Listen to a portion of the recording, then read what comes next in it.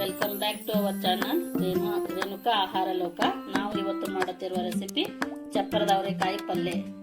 ಅದಕ್ಕೆ ಬೇಕಾಗುವ ಸಾಮಗ್ರಿಗಳು: ಈರುಳ್ಳಿ, ಟೊಮೆಟೊ, ಕೊತ್ತಂಬರಿ, ಕರಿಬೇವು ಸೊಪ್ಪು, ಹೆಚ್ಚಿದ ಆಲೂಗಡ್ಡೆ, ಹೆಚ್ಚಿದ ಬದನೆಕಾಯಿ ಮತ್ತು ಚಪ್ಪರದ ಅವರೆಕಾಯಿ.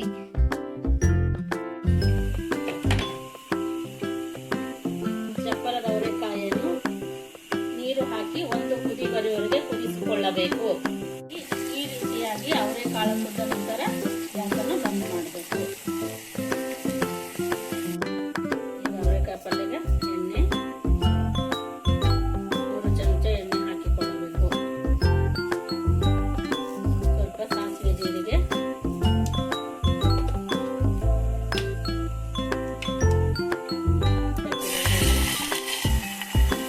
ಈರುಳ್ಳಿಯನ್ನು ಬೇಯಲು ಬಿಡಬೇಕು.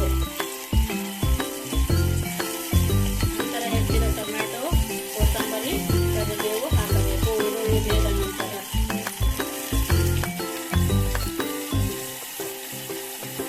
ಅರಿಶಿನ,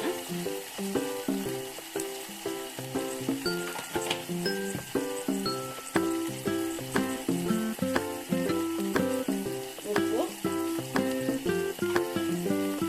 ಹಾಕಿ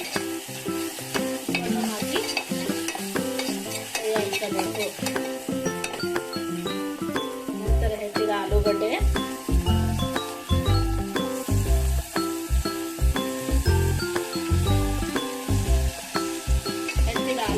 ಹಾಕಿ ಕಾಯಿಸಿಕೊಳ್ಳಬೇಕು.